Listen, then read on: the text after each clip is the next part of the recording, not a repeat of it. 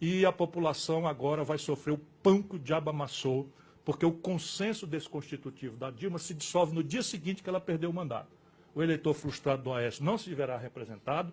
Quem está preocupado com a crise econômica, aperte o cinto, que a coisa vai piorar, e é muito, não é pouco não, e na direção do povo mais pobre do Brasil. E quem está preocupado com a decência no Brasil, durma com um barulho desse, que o vice-presidente da República, que assume em junho, é o Eduardo Cunha. Assume a presidência da República por ter o compromisso de abertura das Nações Unidas, e o Brasil, por tradição da Assembleia de 48, é quem abre a coisa. E o Michel Temer, na sua vaidade de safado, não vai deixar... não devia rir, não. Isso é um salafrário dos grandes. Conspirador, filho da puta.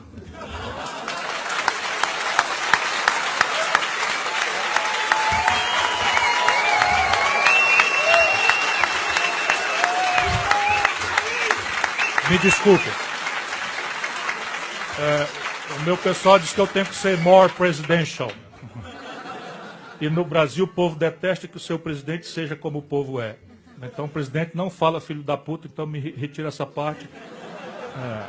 Com muita vontade de repetir de novo. Então, o cidadão que é carvoeiro no interior do Pará, sabe, não chega a 52, 55, nós vamos fazer esse camarada não ter direito a uma aposentadoria? Isso não está direito, isso é completamente inumano, sabe? É perverso, chega a ser perverso. E feito por quem? O senhor Michel Temer se aposentou com 55 anos. Vamos ter clareza, Brasil. Essa gente que está no poder, eu, por exemplo, implementei direitos imoralíssimos. A aposentadoria de ex-governador, aposentadoria de ex-prefeito, aposentadoria de ex-deputado. Eu nunca aceitei receber. Aí eu tenho moral para vir aqui lhe dizer sobre essa questão. Nunca aceitei receber, porque considero imoral, como esse senhor Michel Temer, o senhor Padilha, tudo aposentado com 45, 50, 50 e poucos anos. Tem muitos ministros que já receberam, tudo canalha, tudo canalha, usurpador do poder nacional brasileiro.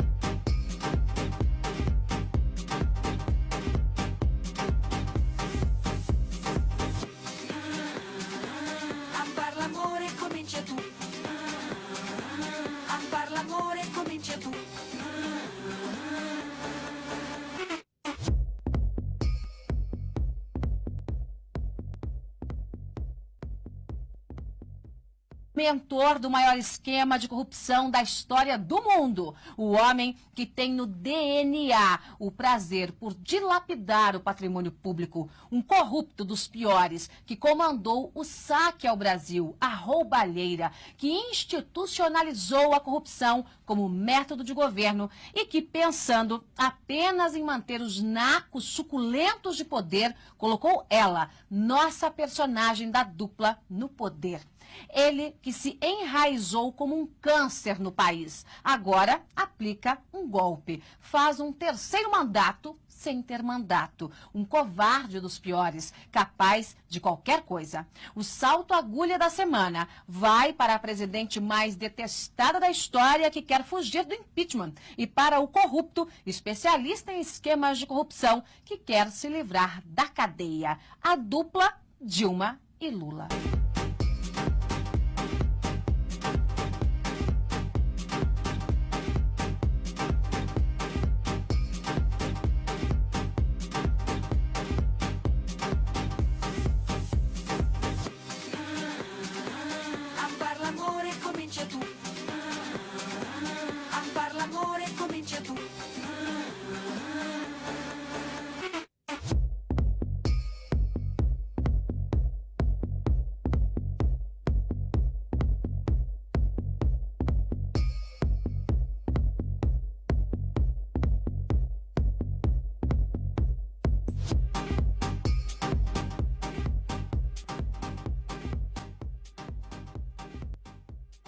Queria hoje destacar a sentença da juíza doutora Eliana Cassales Tosi, sentença agora do dia 10 de fevereiro desse ano, porque em 2015 eu fiz um comentário no Jornal da Cultura, exibido pela TV Cultura, como é sabido, às segundas-feiras onde participo, fazendo críticas a ele e o apontando como chefe do Petrolão. Entrou com um processo contra mim, para os crimes de calúnia, difamação e injúria. Justamente o Lula disse, de acordo, eu estou aqui com a sentença, sentença da juíza, que eu estava enxovalhando a sua reputação, a sua boa imagem, a honra, né, fazendo afirmações, eu estou lendo, sendo literal, mentirosas sobre sua trajetória política, conduta e identidade. Né? E que eu teria falado que ele era mentor de esquemas criminosos, imputando a prática de crimes de delitos como corrupção passiva, associação criminosa, tráfico de influência. Somando tudo que ele estava pedindo, eu ia ficar 5 anos preso. Ele compareceu pessoalmente, foi lá na minha frente, e o juiz até me perguntou, na época, no momento estava com o juiz, se eu confirmava tudo o que eu tinha dito. Eu falei, confirmo sim, claro que confirmo. E disse na frente do criminoso de São Bernardo do Campo, do cafajeste, do ladrão, do corrupto, chamado Lula. Disse, eu falei, ele é chefe do maior desvio de recursos públicos da história da humanidade. O juiz falou, não, tá bom, pode parar, não precisa continuar, etc. Tal. E aí a juíza deliberou, depois tem aqui, são várias páginas aqui, e diz assim, diz ela, com efeito dos elementos que constam dos autos, extrai-se que o fato narrado, evidentemente, não constitui crime, ainda que a fala do querelado, ou seja, eu, Marco Antônio Villa, tenha conteúdo mordaz, podendo se enquadrar dentro do direito de crítica e exercício da liberdade de expressão e opinião.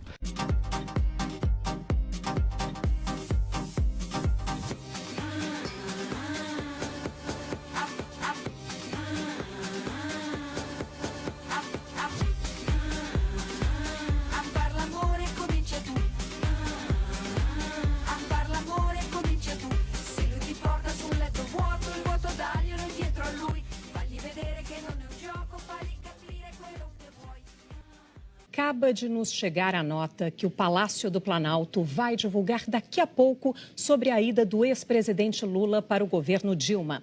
A íntegra da nota diz, abre aspas, a presidente da República, Dilma Rousseff, informa que o ministro de Estado-chefe da Casa Civil, Jacques Wagner, deixará a pasta e assumirá a chefia do gabinete pessoal da presidência da República. Assumirá o cargo de ministro de Estado-chefe da Casa Civil o ex-presidente da República, Luiz Inácio Lula da Silva. Para líderes do governo, a ida do ex-presidente serve para recompor a base do governo. Para oposicionistas, a ida de Lula é para blindar Lula das investigações da Operação Lava Jato, comandada pelo juiz Sérgio Moro. Nós acabamos de receber a seguinte informação. O juiz Itagiba Cata Preta Neto, da 4ª Vara da Justiça Federal em Brasília, concedeu liminar para suspender a posse do ex-presidente Luiz Inácio Lula da Silva como ministro da Casa Civil. Conforme o juiz, a posse pode representar uma intervenção indevida na atividade policial, no Ministério Público e no Poder Judiciário.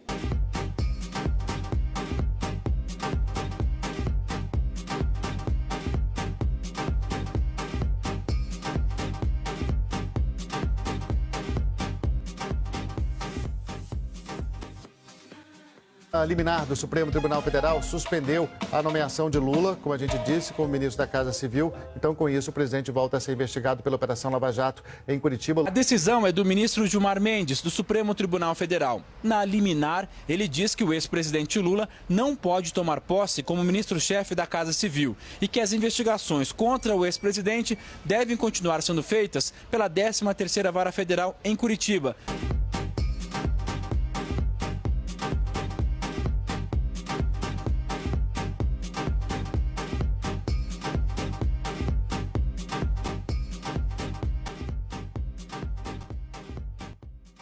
Porque mal acabou a eleição na Câmara e o governo tratou de anunciar mudanças nos ministérios. Moreira Franco, que é citado na Lava Jato, ganhou status de ministro.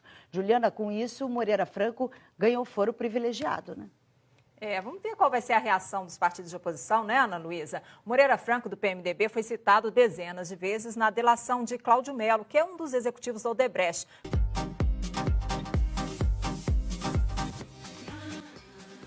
O ministro Celso de Mello, do Supremo Tribunal Federal, decidiu manter a nomeação de Moreira Franco no cargo de ministro da Secretaria-Geral da Presidência. Era o que faltava para fazer valer a posse do dia 3 de fevereiro. A decisão no Supremo hoje é resposta a 2 pedidos de liminar feitos pelo PSOL e pela Rede Sustentabilidade. Os dois partidos alegaram que a nomeação de Moreira visava dar a ele foro privilegiado, uma vez que ele é citado em delação premiada na Lava Jato. Na decisão de 25 páginas, o ministro Celso de Mello afirmou que a nomeação de alguém para o cargo de ministro não configura, por si só, hipótese de desvio de finalidade, que jamais se presume, e que a prerrogativa de foro, que traduz consequência natural e necessária no cargo de ministro, não importa em obstrução e muito menos em paralisação de investigação criminal ou de persecução penal. Celso de Mello disse que ser ministro não é ter imunidade, porque não haverá tratamento preferencial ou seletivo, uma vez que a prerrogativa de foro não confere qualquer privilégio de ordem pessoal.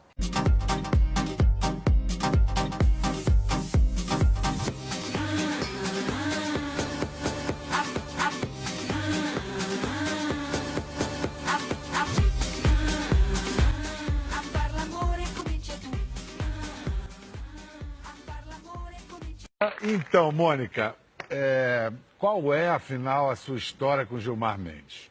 Ninguém arruma um chapéu, uma sacolinha, alguma coisa assim? Que aí, como assim, falar do Gilmar Mendes, eu posso falar, mas eu acho que eu já podia começar a juntar algum dinheiro da plateia, porque se caso eu seja processada novamente, eu já comecei uma vaquinha. Então, se alguém tivesse alguma coisa... Não. Vocês querem que eu fale do Gilmar Mendes? Então vamos liberar o dinheiro. Não, eu tô brincando, mas... Essa plateia, eu não sei se é muito legalista ou pouco legalista, ou simplesmente pão dura. Pão dura. Pão dura é ótimo, né? É isso mesmo, plateia, pão dura. Você não fala plateia, pão duro? Não, plateia, pão dura. A concordância está certa. Eu fui processada. Foi um post, né? Foi um post. Não me lembro exatamente quando, mas o ministro Gilmar Mendes, ele deu um habeas corpus para um médico chamado Roger Abdelmassif, acho que é assim que se pronuncia, que ele foi condenado a mais ou menos, acho que quase... mais de 100 anos de prisão, uma coisa assustadora, 200 anos, 200 não sei. E tantos anos de prisão. Porque ele teve mais de 40 estupros comprovados e ele era um médico que se aproveitava das pacientes enquanto elas estavam sedadas.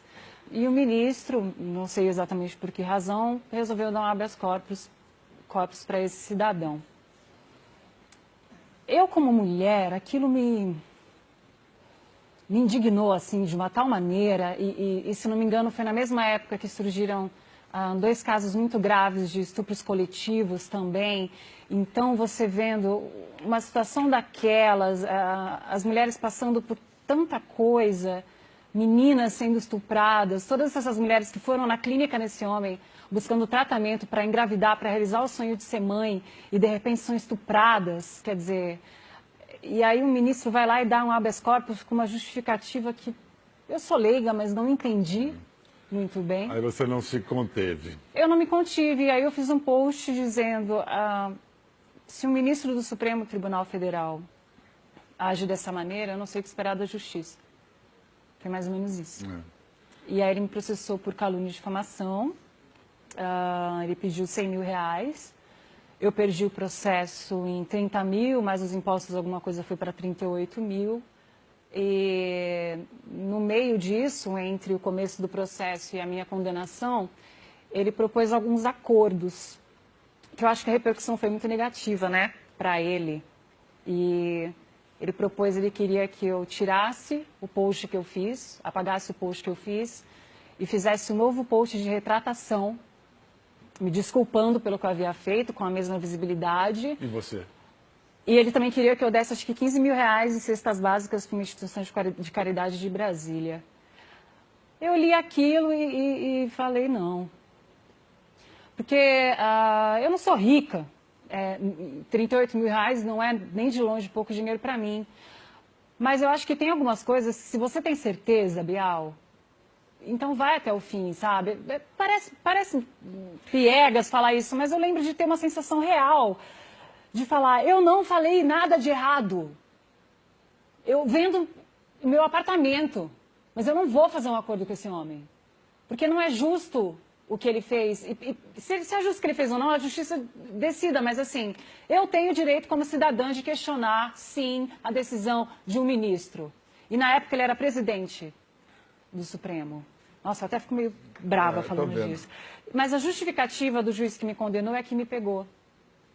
A justificativa foi a seguinte: Mônica Iose, como figura pública, tem de usar a sua liberdade de expressão com responsabilidade. A palavra liberdade já não deixa claro que você pode se expressar como você quiser, a não ser que você esteja sendo preconceituoso, cometendo algum crime em relação, sei lá, a racismo, eu não sei. Mas o fato é que você, depois disso, você deu uma segurada nos posts? Você hoje pensa mais 2, 3 vezes antes de... Na época, não. Não, mas agora? Agora eu saí de tudo.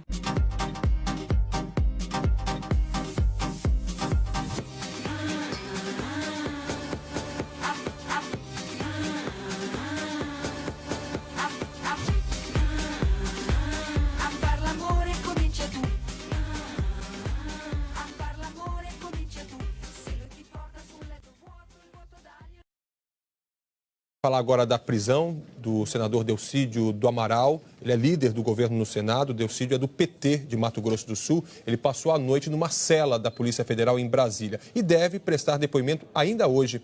Vamos ver na reportagem de Flávio Alvarenga. As prisões de ontem foram resultado de uma gravação feita numa reunião do senador Delcídio do Amaral com o chefe de gabinete Diogo Ferreira, o advogado Edson e Bernardo Cerveró. A conversa foi gravada por Bernardo com um celular no bolso. Nela, eles discutiram um plano para evitar que o ex-diretor da Petrobras, Nestor Cerveró, pai de Bernardo, assinasse um acordo de delação premiada.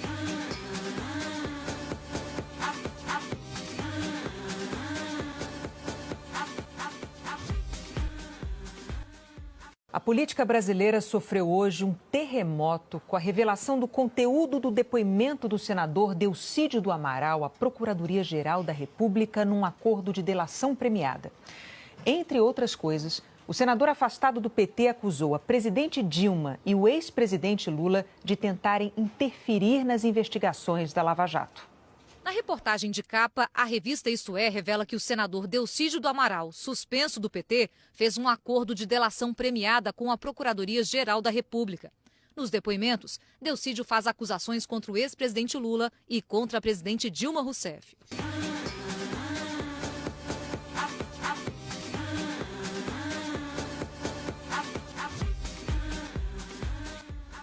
O senador Aécio Neves, presidente do PSDB, também foi alvo das delações. O empresário Joesley Batista entregou à Procuradoria-Geral da República a gravação de uma conversa em que Aécio Neves pede 2 milhões de reais, alegando que era para pagar despesas com advogados da Lava Jato. E aí envolve também o senador Zezé Perrella, lá de Minas Gerais, né, Fábio? Pois é, essa justificativa aí foi dada pelo senador Tucano de acordo com o empresário para pagar aí advogado. Mas a investigação aponta que o dinheiro não chegou a ser entregue a nenhum advogado. O senador do PSDB de Minas Gerais, Aécio Neves, teria pedido 2 milhões de reais ao empresário Joesley Batista. O site do jornal O Globo informou que Joesley gravou uma conversa com o senador e entregou à Procuradoria-Geral da República o áudio, em que Aécio pede dinheiro, justificando que precisava dos 2 milhões de reais para pagar despesas relativas à sua defesa nas investigações da Lava Jato. A conversa entre o empresário e Aécio durou cerca de meia hora. A reportagem revela que os dois se encontraram no final de março, em um hotel em São Paulo.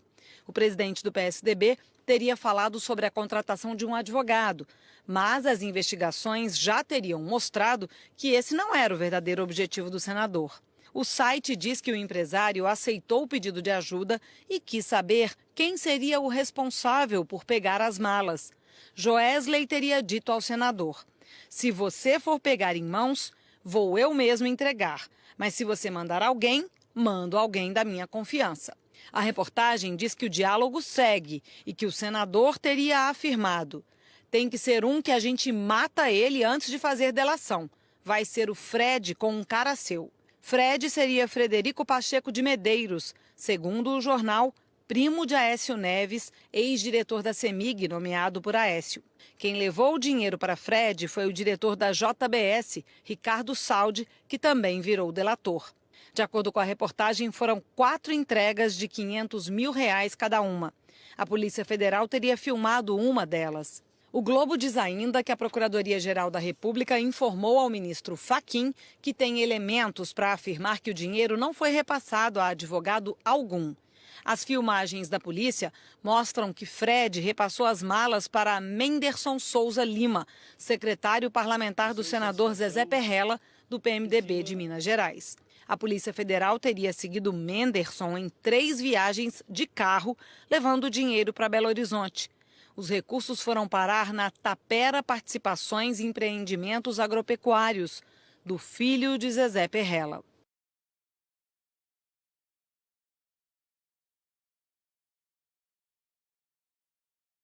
Neves, do PSDB, divulgou um vídeo dizendo que jamais ganhou dinheiro com a vida pública.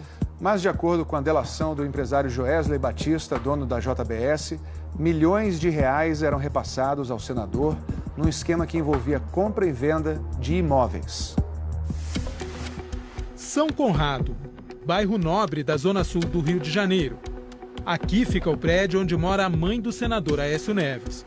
Uma cobertura de 2 andares com piscina e vista para a praia. Condomínio mensal de R$18 mil. E que, segundo a delação do empresário Joesley Batista, seria usada num esquema para repassar R$40 milhões para Aécio Neves. A intermediária seria a irmã do senador Andréa Neves, presa no dia 18. A negociação teria sido feita com Joesley Batista no mesmo dia em que, segundo o empresário afirmou, Aécio teria lhe pedido R$2 milhões de propina. O dia que a Andréa me procurou, ela me pediu esses 2 milhões e me pediu e me falou que precisava de outros 40 milhões. E que os 40 milhões, a mãe dela tinha um apartamento no Rio de Janeiro, se eu não queria comprar esse apartamento. Para poder, e parece que o apartamento existe realmente, e ela queria, eu não sei se vale os 40 milhões. Mas aí, eu nem fui lá, nem nada, isso aí eu não Esse apartamento seria de quem? Isso que é da mãe dela, onde a mãe dela mora. Mãe dos dois, né? Do Aécio. Isso, é a mãe deles. E eles estariam precisando de 40 milhões e sugeriram que comprasse o apartamento da mãe com 40 milhões.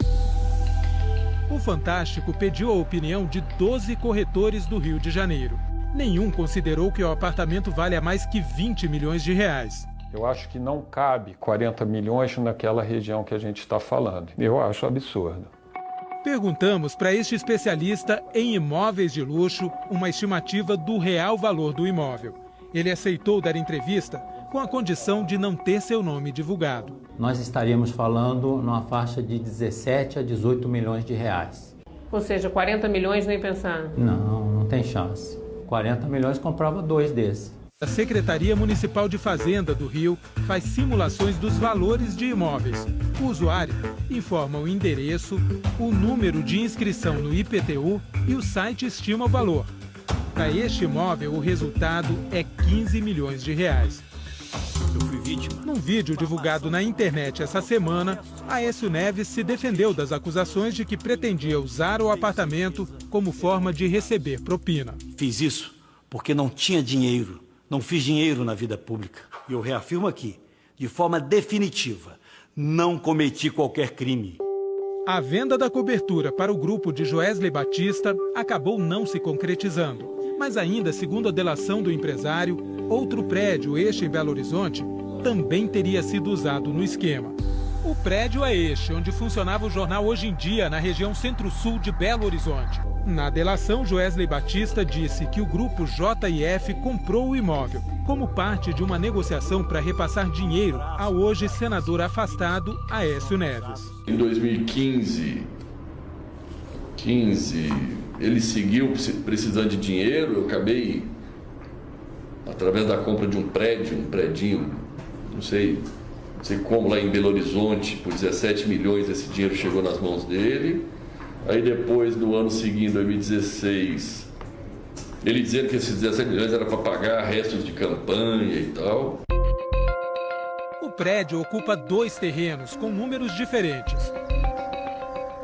Nos registros, o valor de compra foi de 18 milhões de reais. Esse prédio é o seguinte, o Aécio, desculpa a palavra, virou uma sarna em cima do Joesley. Ficava ligando ele, a irmã, o primo, para mim, para o Joesley, 24 horas que ele saiu da campanha Devendo Demais, que precisava acertar a vida dele, que estava com uma dificuldade muito grande, que não tinha como não fazer e tal. Pedindo dinheiro. Pedindo dinheiro, propina. Dinheiro não, propina. Propina não. A JF não está usando o prédio para nada. Ele está fechado. A documentação do imóvel mostra que o processo de compra e venda não seguiu os padrões que se espera para uma negociação envolvendo milhões de reais. Antes da venda, o prédio era alvo de uma sequência de penhoras devido a pendências trabalhistas da Edminas, dona do jornal Hoje em Dia. Apesar disso, a JF foi adiante com o negócio, o que seria arriscado e também um motivo para a desvalorização do imóvel, segundo o presidente da Comissão de Direito Imobiliário da OAB em Minas. Se observa o imóvel de alto risco, porque tem várias ações contra a empresa vendedora, seria comum um pagamento com valor inferior a 18 milhões de reais. Joesley Batista disse que sabia que o prédio era do jornal, mas reforçou que a compra era para beneficiar Aécio Neves. É uma pessoa ligada, ele é um amigo dele, que tem esse imóvel. Aí esse dinheiro deve ter chegado na mão dele de alguma forma. O que funciona nesse prédio hoje? Nada, tá lá, estamos tentando vender pela metade do preço, não vende. Tá à venda. Tá vendo? Tá à venda. Nós não precisávamos dele, nada, foi exclusivamente para atender um pedido do senador.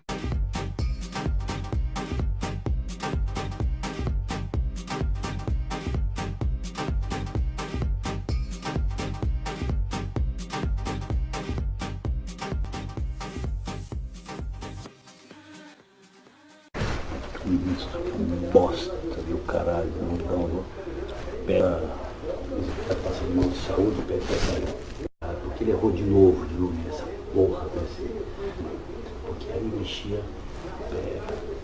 o que vai acontecer agora? Ele quer tirar uma porra de gente, caralho, esse pessoal tão bunda mole, que eles não estão o cara que vai distribuir os inquéritos depois de delegar. Você tem lá 100, sei lá, 2 mil delegados prisionais, você tem que escolher 10 caras, né? Do Moreira, que não interessa a ele, vai pro João. O resto vai pro Zé. O filho da puta vai pro foda-se.